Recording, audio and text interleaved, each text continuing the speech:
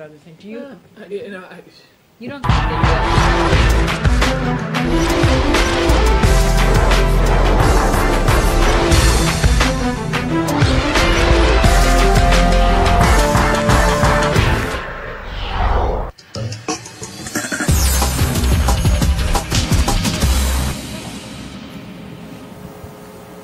One. Yay! There it is. 305, 58, 59, 306 at 80 hour Friday. We'll have a little bit of fun. We're going to do the first half hour this way. We're going to switch a couple people out for the second half hour. Let's start it off this way. First of all, start emailing right now. strategyroom@foxnews.com. Maybe Rob or Maddie, you can put it up underneath here. There you go, strategyroom@foxnews.com. Let us know what you want to talk about. We're probably going to talk a little bit about Mr. Barack Hussein Obama's Nobel Peace Prize. Maybe some other things. Let us know what you'd like to chat about. First up, on your left, stage left, panel right, Jim Mendrinos, political humorist. You're performing tonight in Obama Comedy Duel versus... What is this? You and Ellis. Yeah. Tell us about it. We do a political comedy debate with punchlines, back and forth, him from the left, me from the right, and we debate all the issues, and then the audience gets to ask whatever questions they want. See, I've never had Ellis on the 3 o'clock hour. Is he lefty? Yeah. Oh, very left. Is he? I didn't know I'm that. more left, but he's pretty left. That's pretty left. What time is that? Where can we see it? Can we see it? That's 8 o'clock at the Bleecker Street Theater if you happen to be in New York. And just come on by. It's a beautiful venue, and it's a great event. And it raises money for Operation Uplink, which is an veterans organization that buys phone cards. Is there a way we can catch you online or somewhere? Where can we find it? You can find it at New York City Underground Comedy Festival.com. New York City Underground Comedy Festival.com. Next to Jim is Dani Babb. She's the founder of, Dani Babb, PhD, Dr. Dani Babb, founder of the Babb Group, good friend, also real estate guru, small business guru. Is it guru or guru? Guru. The emphasis is on the first U. Yes? Yes. Okay. Ellen Ratner, Bureau Chief Talk Radio News, shed tears of joy this morning when her man was announced as a Nobel Peace Prize winner. Da-da-da! We'll get to it in a second, Elle. We'll get to it in a second. Let me just introduce Flip Pideaux, investment analyst, suitablyflip.com. Suitablyflip.com. By the way, send your emails in, but keep them short. Keep them short and sweet. Let us know what you're thinking, what's on your mind. I have to do it. I have to start. I know you want to go in another direction, but let's talk about the Nobel Peace Prize. I just gave you a list of 3 things. Okay, so I'm putting together my happy hour show tonight, and I do a 2-minute rant, and I'm starting off with Nobel Peace Prize prior winners. Talk a little bit about the prize, what it takes, what it's really for. In the mandate for the Nobel Peace Prize, it says the recipient should or has to. I'm not sure the verbiage on it. It should they should be involved in reducing armies and da-da-da-da. Here's the question. What army has he reduced?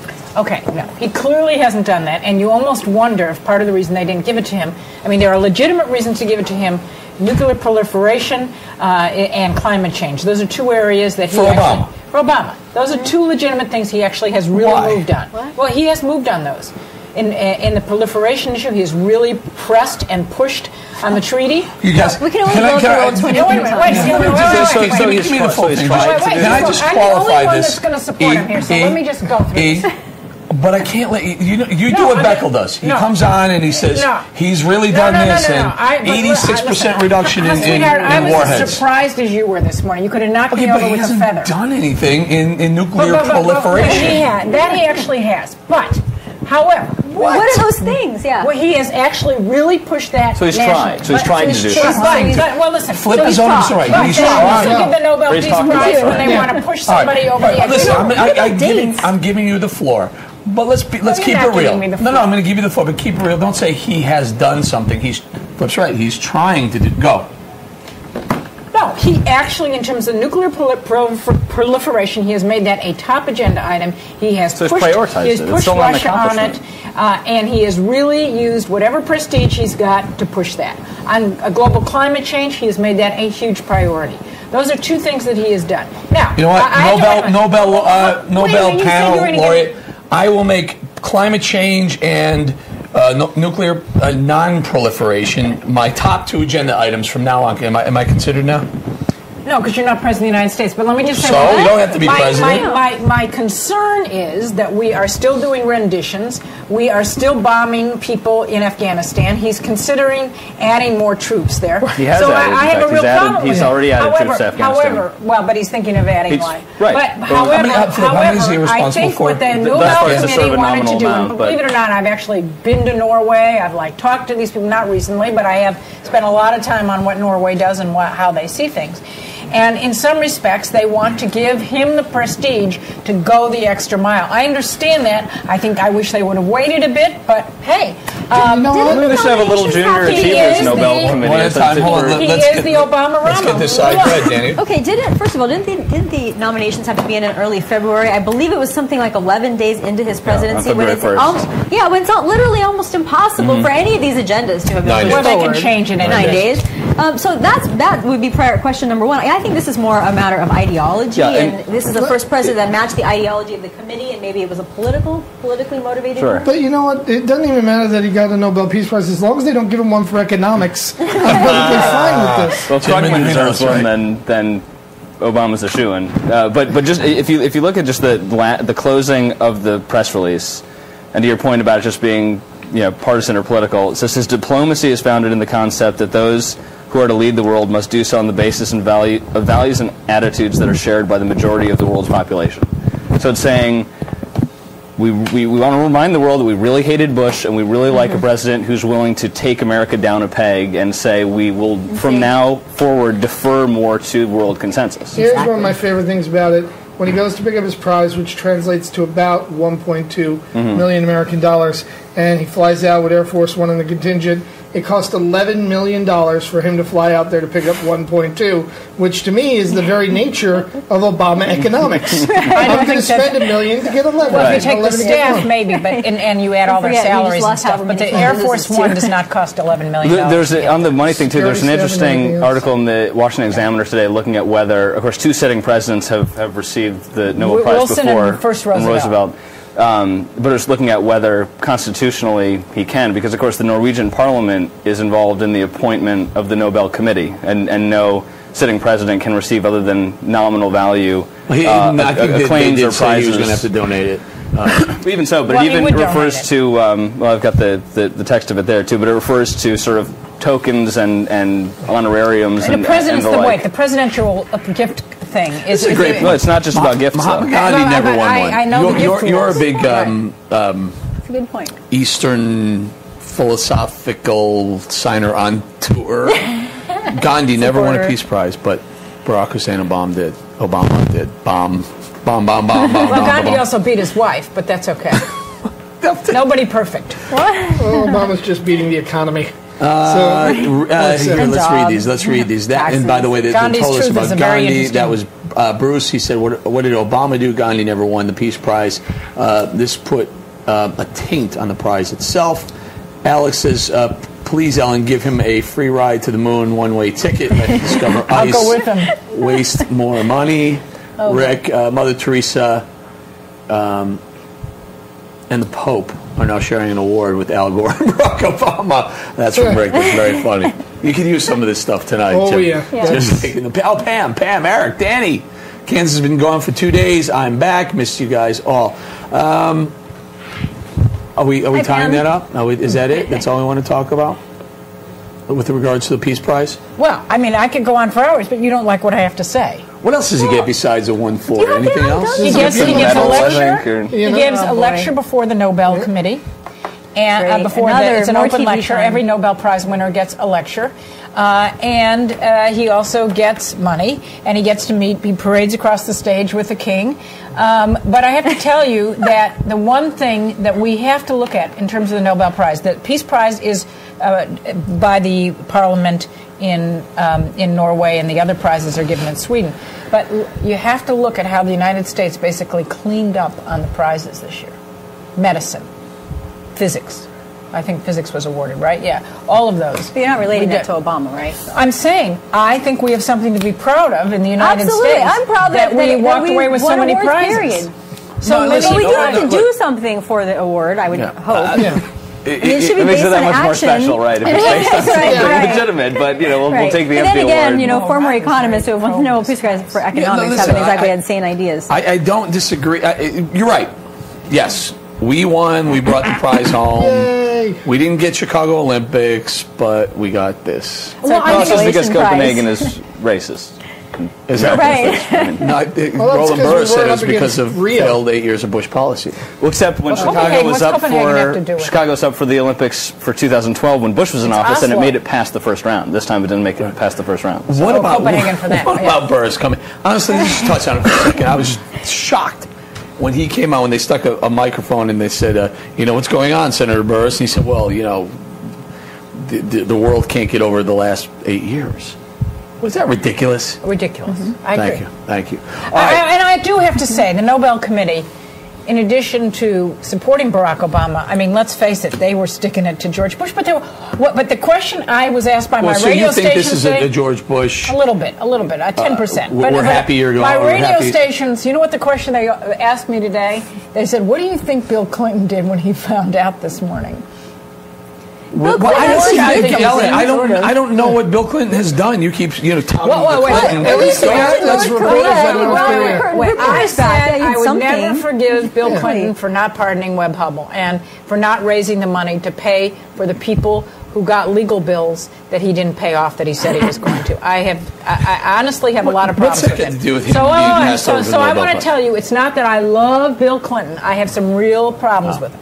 But when I went to that Clinton forum, the international thing 2 weeks ago or whatever here, I have to tell you that he has done an amazing job putting people all over the world together who are doing amazing things to change the world. And he deserves it for that. They doing amazing things, and you just going to the Waldorf, charging $1,000 a plate to get your face next to a celebrity. No. Well, who's charging that? Well, how much was the? Well, I didn't pay. I was at press. I know you didn't. $20,000. $20,000. Fine, great, even more. So what has he done? What's he done? What's happened? If you went to the Clinton Initiative and you saw the way they're working with people to put people together who are doing unbelievable things, unsung heroes all over the world. It really is amazing, and he really, in my view, Bill Clinton deserves it. He deserves it for the work he did to try with the Mideast peace process, which he put his heart and soul in. My cousin, Aaron Miller, was the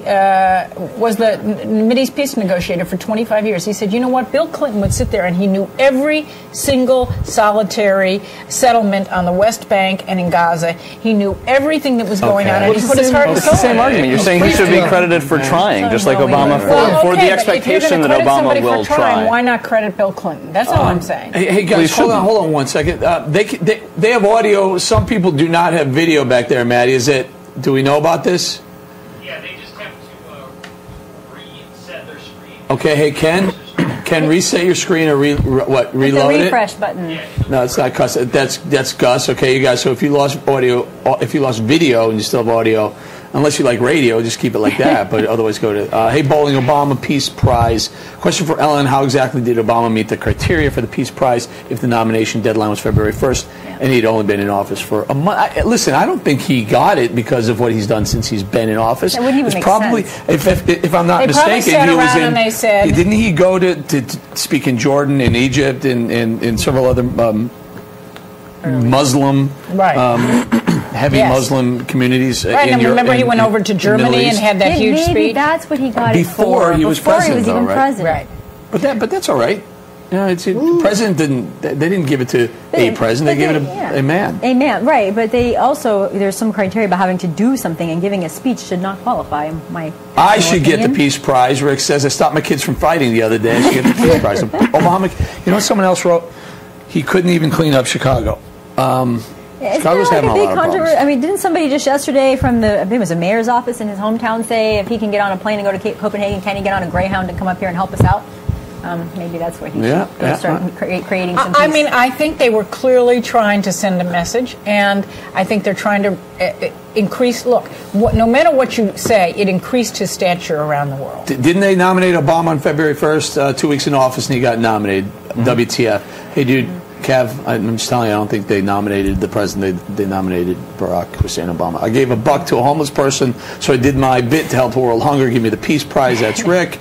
Ken says $5. Noble appeasement prize goes to Obama. What a crook. Guess he'll join the other winners, Carter and Gore, for a lovely dinner. Maybe it's just anyone that rags on their own country. He asked Iran if they would please sit down with him so they can stop enrichment. How does Obama rag on his own country? This is great. Oh my God, he goes across the world and apologizes for our humanitarian efforts. He ought to, and he ought to apologize for Guantanamo, and he ought to apologize for renditions. Oh yeah, you know what, world? We're really sorry that we locked up people trying to kill us, and we're really sorry that we freed so many millions of Iraqis from a dictator. How about torture? All right, but Alan, he still hasn't closed Guantanamo. He has extended the policy of renditions. He's built up troops in Afghanistan. And that's why I have some problems with it. Well, some problems, but again, it gets back to the idea of you're saying there are legitimate reasons to give him this award. There are legitimate reasons. But what are they? I just went through it. You said he prioritized things. No. He's setting a list of prioritized priorities. I said that he has worked very, very hard on nuclear proliferation. Listen, I'm trying to be fair and balanced about it. Things have changed. The economy is getting worse. Right, that's true. That's the change. The change is the economy's tanking. I never heard him say that. It's 4 against 1. That's but I'm referring to Ellen's comment that he's making a press for non-proliferation of nuclear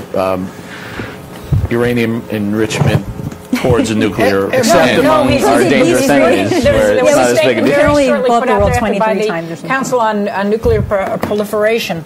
Because we've done a great job dealing with Iran. Well, we actually, if you take a look at what he's done with Russia and what they're negotiating there. He just gave our allies no protection. They don't need that kind of protection. Let's ask them. What about, do you remember in the 80s when we did MAD, mutually assured destruction? We still have MAD. We still, if the Russians decide to let go of a nuclear bomb, we have the ability to fight back in nanoseconds. Yeah, but missile defense was part of dismantling that equation of mutually assured destruction. And that's what Obama just unilaterally. Well, it takes that out of the president. It's no longer mutually assured when you can strike the... And you're saying the president's talking about nuclear proliferation? Yes, and every president does. Just like every pope comes out and says, I'm against violence and sin. It's not a surprise. It's part of his job. Let me ask you this. This is a good point. Matt says, let's, Nobel Prize, so what? They gave it to Gore for that crap movie. What did Gore do? What do you mean, what did Gore do? What did he do? Yeah, he made a Al Gore, data falsified movie. I know the movie. It's not just the movie. It was also an truth.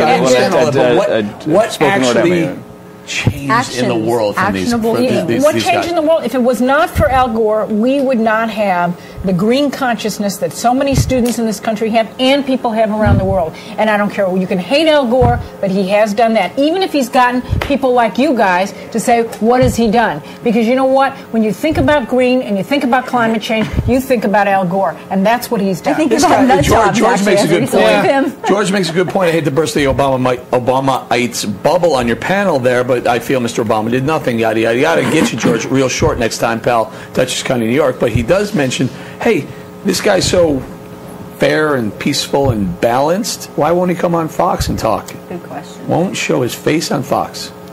Well, I think that's a mistake. Well, he just sent Axelrod a couple days ago to talk with Ailes, right? To air his grievances about the network. That's what I heard. Eric, please tell Ellen it's a shame that such an intelligent woman like her could be so breathless over an unaccomplished man. Yeah, well, and to the people who have been asking, I'm getting my emails here, where my posters are. They'll be here on the next time. They weren't quite in just What yet. Posters? I have posters. Do they have Obama on it? They do actually have Obama on it. They do. It's not circle and a red line?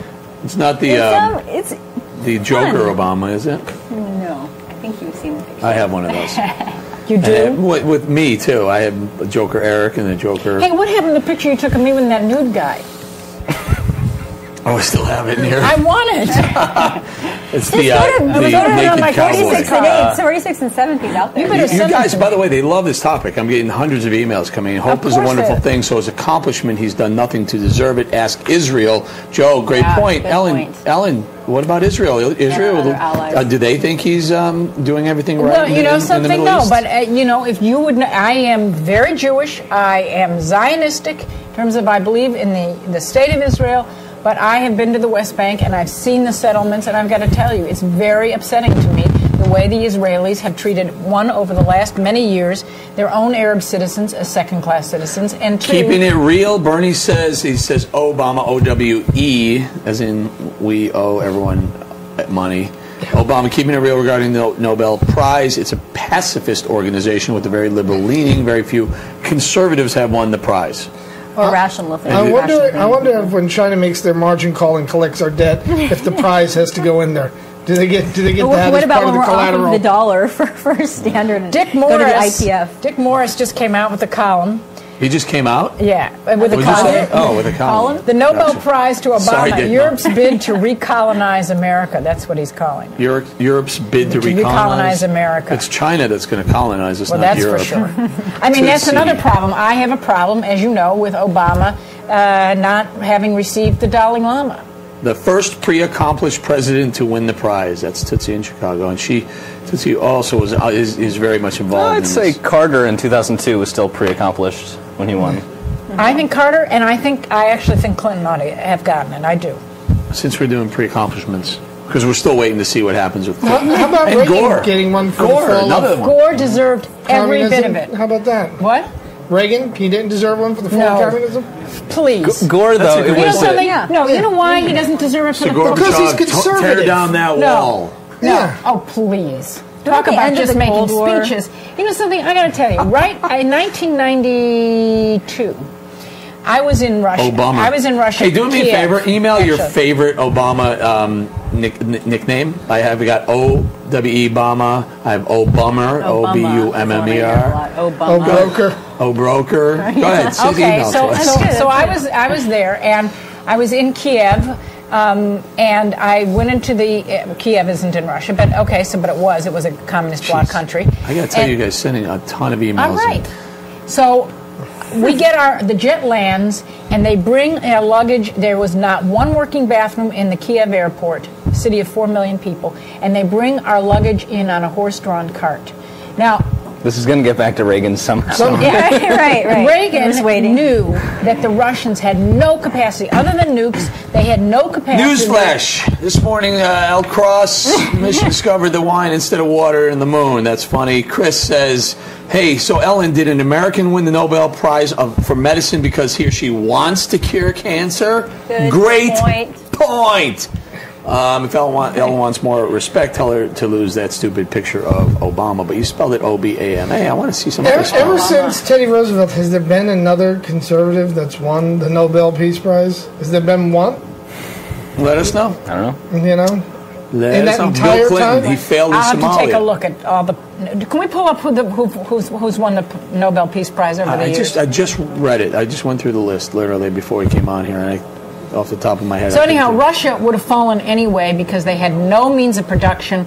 You know, they had this plan. Russia would not have fallen unless Reagan made them spend themselves into oblivion, which is what China's doing to us right now, and Obama's culpable. As Hendrik Smith said, you know, when they used to do these plans, like they'd have to have 10 million pounds or 10 tens of screws or something, and that a company would make, one of these state-run companies made 1 year, they made 1 10-ton screw. I mean, that's the kind of stuff that would go on under Russia. They had no capacity to fight us. Reagan made them spend themselves into oblivion, thus bringing the collapse of the Soviet Empire. And but he's not getting a Nobel Prize for it. Why? Because most of Europe doesn't like his policies. Yep. They like Obama. It's a giant popularity contest. Be happy you won the popularity contest. Yay! But just call it what it is. He hasn't done anything. Exactly. Just call it what it is. He won the popularity Nobel Peace Prize. Butt kissing equals Peace Prize. If butt kissing, I'm using a different word, wins Peace Prize, I will never get one. Judy Miller, Detroit, Michigan. Physicians for Social Responsibility won too. Keep going, Ellen. Hi. Okay, they won. They just gave him kudos for it, and in terms of disarmament, they also, as you know, won the Nobel Peace Prize. Who's they? Physicians for Social Responsibility, and he says we are only at the beginning of the real work needed to make his vision a reality. He has directed his arms control negotiators to start by December 5th on a START follow-up agreement with Russia and reduce our arsenals and strengthen verification procedures. He has pledged to secure the Senate these are all ratification pledge and of the comprehensive instructions nuclear and test plans. But None of these are accomplished. What they're hoping to do. All the plans leave Eastern Europe and the Middle East horribly. Well, that's the thing. Yeah, it doesn't speak to the likely negative consequences of a lot of these plans and pledges. But even if you assume they all go according to plan, they all start with that word. He plans, he pledges, he prioritizes, he advises, he instructs, he hopes. There's nothing tangible. There's no record. I deserve Obama, Ellen. I deserve the Peace Prize for listening to Ellen talk her garbage. All right, Jordan, what are we doing, pal? Unfortunately, we have to get rid of these strapping men and keep these two ladies. No, we got to who we? I'm bringing in Randy Jones, the naked guy. No. No, I'm kidding. Oh, I was hoping. And he won't even send me the picture. Got to do it. Sorry, guys. Jim Andrinos. No problem. Good luck tonight. Thank you so much. Kick his butt. Have fun. Thank you. I will. Yeah, kick some butt. And I will definitely win. Investment analyst, suitably Flip, and good friend. Thank you, Flip. Sorry about that, pal. They're cutting us all a bit short. Ladies, good luck. Thank you. Thank you. Ellen at ellenratner.com. Yeah, that's how you're supposed to send me that picture. Thank you so much. I wasn't supposed I to don't tell care. them that? No, it's Ellen and Talk Radio News, but they both go to the same place. Write down your email so I have it. Because I don't, so I can bug you. Yeah, don't. Following you out. Yeah, just run. No, you're in trouble, man. Yeah? Because the last time I sent it to the wrong place. You don't even want to know what people have told me. You need to get to the next base with him to bring on the show. Got it. What happened? Hi, how are you? He needs to bring They're outnumbering me. They're torturing me. for third base with Because the of picture. the Nobel Prize. Interesting. We've been talking about it for a half All right, hour. Maddie, you ready? Let's do. What's the market doing today, by the way? It's going to close at a record high for the year. For the year, not for a record high. Wow. But the highest close of the year today. Hey, Hi there. Sean McGar, good to see you. Good to see you. Sean? Yep. Put you over here if you could scoot over. Ellen, can you scoot Yes. Why can't like the TV stuff be like this? You know, Sean. so chill. I know, right? Hi. Nice to meet you. Serafina? Hi, how Hi, are you? Sarah. Okay, what do we call you, Serafina or Sarah? I like Serafina. I'll keep the whole thing. No, keep it Serafina and Matthew. Yeah? Matthew, yes. Yeah. How you doing, brother? Good, you?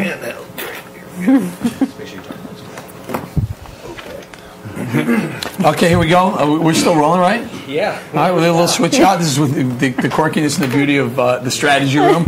There's a couple of new faces on the panel right now. Right next to Dani Babb, that's Matthew Isaacs, co-founder of the Block Group, a nightlife marketing expert. So you throw parties? Am I getting that I throw right? parties in New York, watch large-scale events. I help out at a dozen nightclubs or so. And- What age group do you still... All age groups, really. Anything over 21.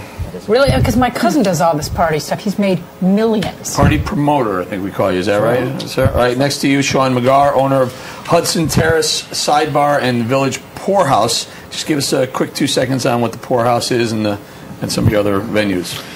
Village Poorhouse is one of the greatest places in New York City to watch sports and have a bite to eat. Hudson Terrace. I've been there. I used to live in Battery Park City. It's in Battery Park City, right?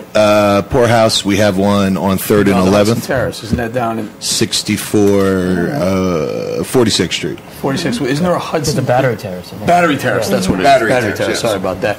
Also, to your right, my left, we have Serafina Fiore. Serafina Fiore, you're the manager of Headquarters Gentlemen's Club, also starring in the movie Big Fan, Yes. which is out in theaters right now. Yes, it is. And what do you play in the movie? I play a Staten Island trophy wife.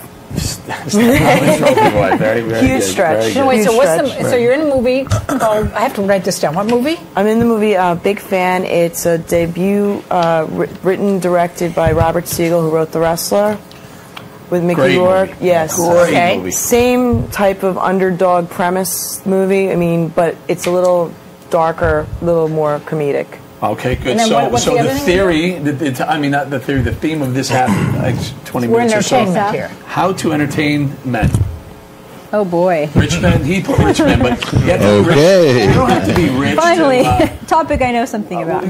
So your clubs, your parties that you promote. How do you promote it? First of all. Well, sure. Men follow women, so the most important thing is to fill a room with great-looking women. How do men you will do come. that, Ladies' my friend? night, How right? do you do that? My company, the Block Group, what we really do is manage a lot of relationships, and that can encompass relationships between close friends or models, other people in the entertainment business in New York, and then on the flip side, people in the business world.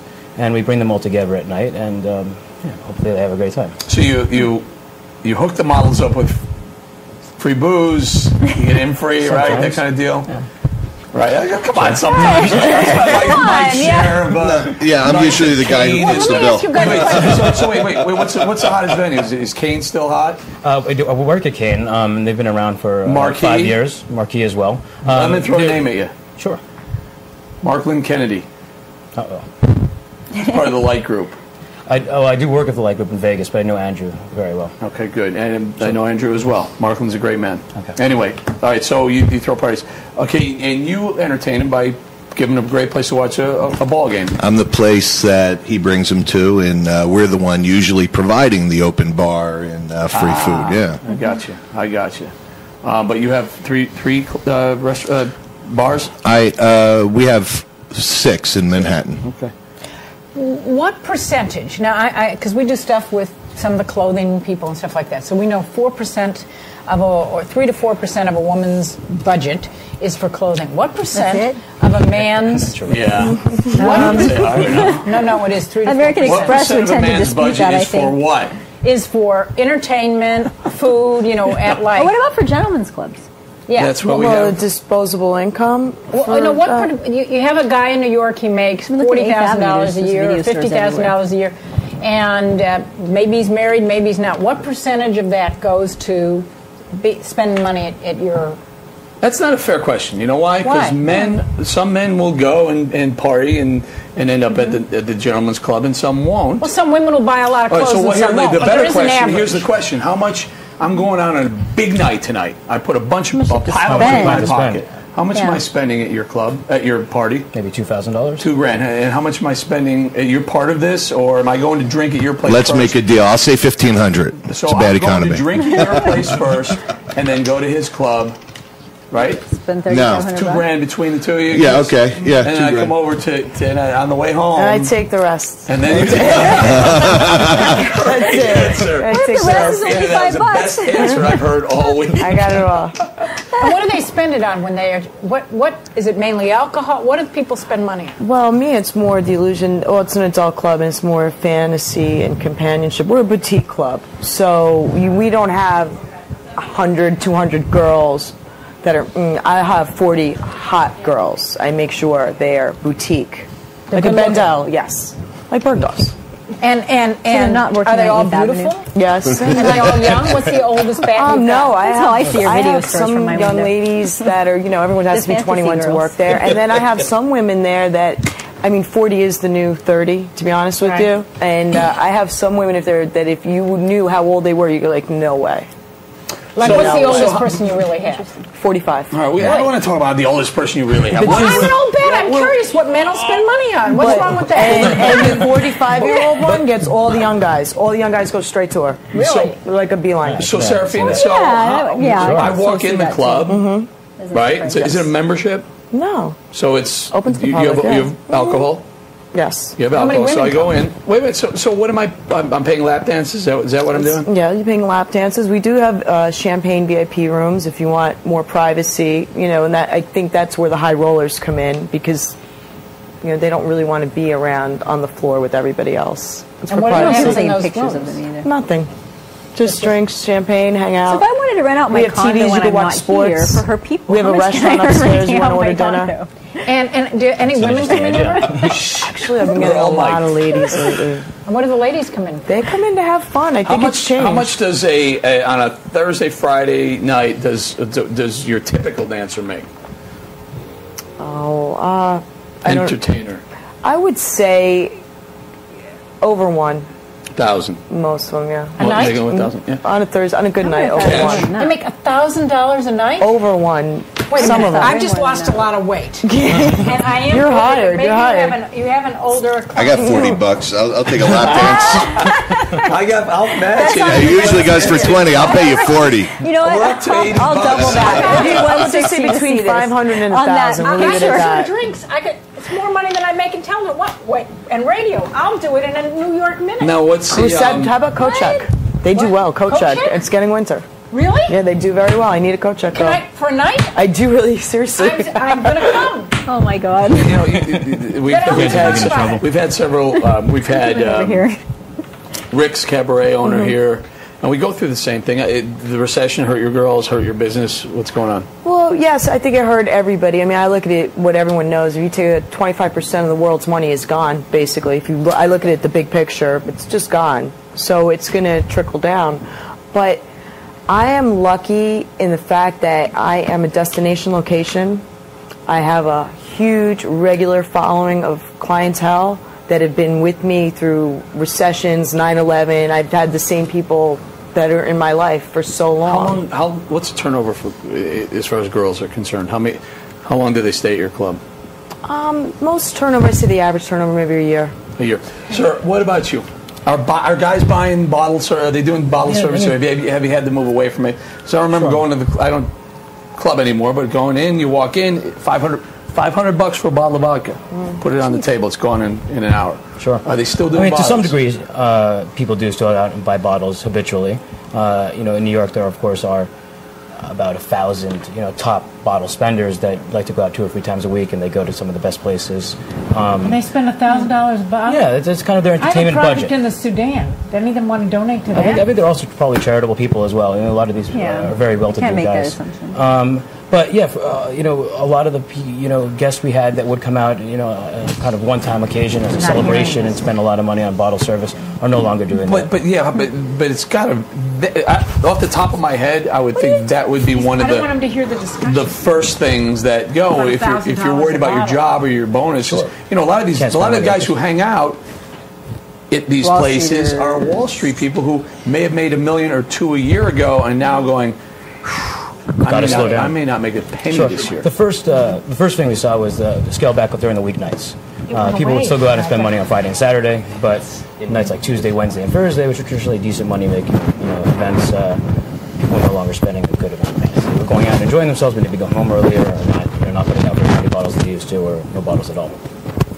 So they have. Can they still get a table without a bottle? No, not really. Not really. See, So when they walk in, might not they know this. If have you to go get to a a commitment. party, most of the clubs you want to be at, if you're in the scene, I don't even know which ones they are. you have to. When you get in the door, if you want to sit down at a table, you have to. What's the minimum? 2? About 2 bottles. 2 bottles. $1,000 probably minimum in the door. So by the time you're done, if tax and tip, and How do you know these credit cards aren't jacked? that we don't know that. Is that an issue? Do you? I mean, Sean could probably speak to that more precisely. But. Like any business, you're going to have people who, for one reason or another, may have charged back their bill. What we do at Hudson Terrace is we have a form of a contract when you make a reservation for a table. And essentially all it's saying is I'm going to provide a service and you're going to pay for it. Right. So you charge them prior when they call up and say, I need a table. If they want an advanced table, they want a specific table at Hudson Terrace, we have a view of the Hudson River in the Intrepid Museum on one side, and on the other side is downtown in Times Square. So the water views are more expensive. So someone may want that table, and they'll reserve it ahead of time. I have to run it. Ellen, you can have the last 15 minutes. You can host the last 15. I got to run. I want to know, do you, celebs, they free? Yeah, really depends on who the celebrity is and the relationship with the venue or with, a party provider like myself. Sometimes we'll comp out, tables and alcohol to celebrities. Oftentimes they'll buy their own alcohol. How big of a celebrity do you have to be and by the way, qualified? No, you got to have a recognizable name. I understand the gig, but the point is, if someone's on that B-list celebrity or even lower, do you give them a limit? We'll give you 2, and the next 2 are on you. It really is case by case. But who makes that call? You make the call? And is it on the fly? Do you guys make that decision? Yeah, absolutely on the fly. Obviously, we like to be encompassing of our parties, and if someone's a lesser-known celebrity, they're always welcome. Maybe we'd be more willing to comp out tables to A-list movie stars. It's kind of the caliber we're looking for. All right, I'm going to have to wrap it. Ellen, you can take over for the rest of the hour if that's all right with the rest of them. In the meantime, you just keep going. Here's a list of names. There you go. Dani Babb, thank you, Ellen. Thank you, Sean. Oh, wait, how do Matt, I... okay, how do I get to the... How do I get to these much. things? Hold on a second. How do I get to the... All right, we are taking... Sure. Dave D'Alessandro. Oh, man. Totally blanking. Yes? No, I don't. No? No. Right. He's a guy who... he's a regular scene guy. Okay. All right. Thank you, guys. Do I go to the bottom? For the record... Is it the bottom or the top? For the record, you see Derek Jeter, you see all these guys in clubs all the time. A-Rod, I used to see him all the time. No, you know what? I feel pathetic. I mean, I've never even been to a club in New York. How do I get to Let's try that. So bad. So bad. we're here. We should try it, exactly. He invited me. Okay. Of course I did. All right, so these are my questions. So, see you, Eric. Go ahead.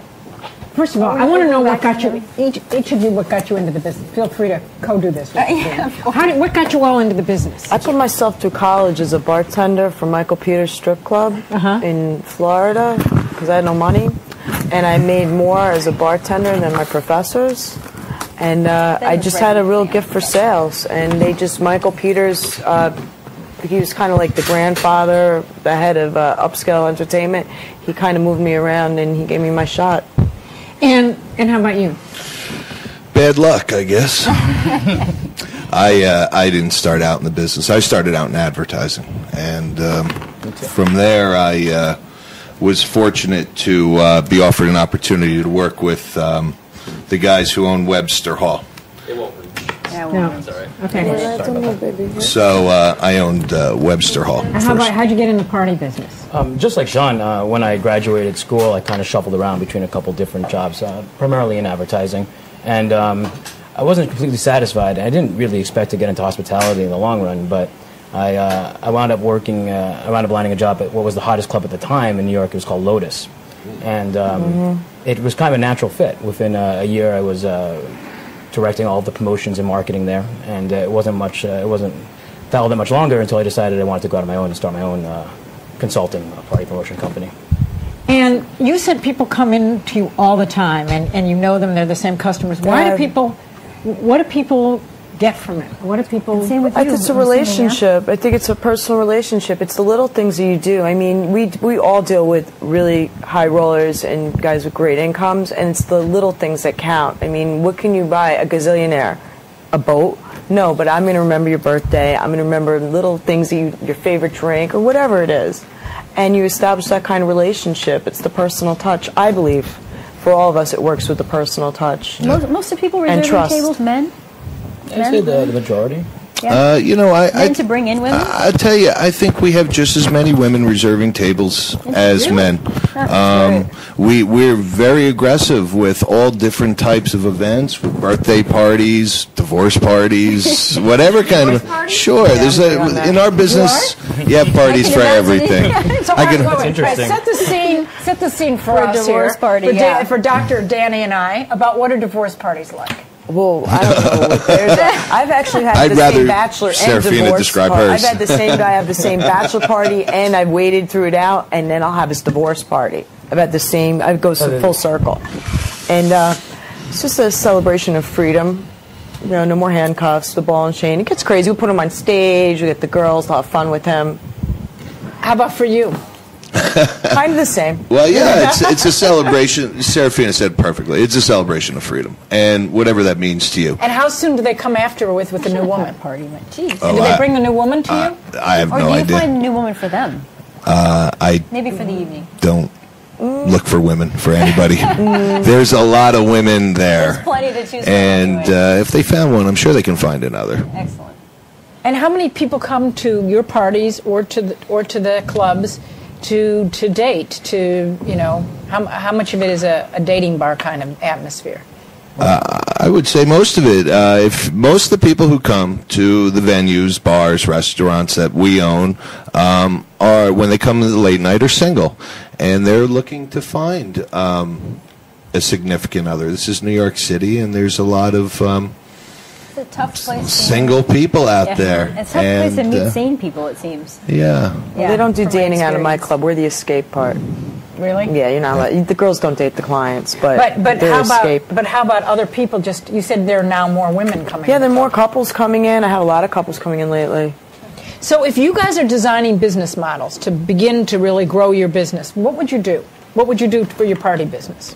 We're involved in a couple of different types of business activities. During the recession, we expanded what we call our general audience parties, where we throw events for 1,000 people or more on a Saturday night. Simply because there were fewer people spending large amounts of dollars, we captured a greater amount of people spending a little bit. But I think it's important to really compete in all different arenas. We also cater to high rollers and very small crowds in elite places. So if you have a question for our panel, you can email us. Ken in Texas is emailing and asking if you worked for the Platinum Club in Florida. He thinks that you look familiar from the 80s or 90s. Yes, that was probably me. I was a bartender there. So yes, I was a bartender. I worked Pure Platinum. I worked for the Dollhouse and Solid Gold. I actually opened 2 of his clubs. I was down there. There's also a question about if the same people are visiting all of your clubs. Probably. Somebody said it's an addiction. They have good taste because they have good taste. Do you think it's an addiction? An addiction to having fun, energy, exciting, maybe adrenaline. It could be. And how often is there ever a time when you're really worried about somebody drinking too much or a customer? All the time. What do you do about that? All the time. We have bartenders that are trained, what they call tip certified. All of our employees are. We know what to watch for. We're the professionals. And then what do you do? It's our job after we serve them the liquor to make sure they get home safely. It doesn't stop at just serving them at the bar. And what do you do? Do you have anybody you're really worried about? I cut them off. And the biggest thing with my thing, and we were talking about credit cards, is that, and what happens with the stigma with the adult entertainment is the guys get a lot to drink and they have the credit cards and they might want to try to spend, but I am famous for cutting people off, like famous in this industry. I cut people off. I don't care if you spend, you beg to stay. I make you leave. I put you in a cab, I make you leave. Because tomorrow you will thank me. You will. And that's probably why we keep them. Yes, right. Promoting a safe environment is an environment that's fun and clean and safe, no one gets harmed, is really the way that we nurture our businesses and have people come back and enjoy it again. Yeah, we've found a lot of people. This is hilarious. Oh, no. Have them describe a party for President Barack Hussein Obama receiving his Nobel Prize. What would you guys do?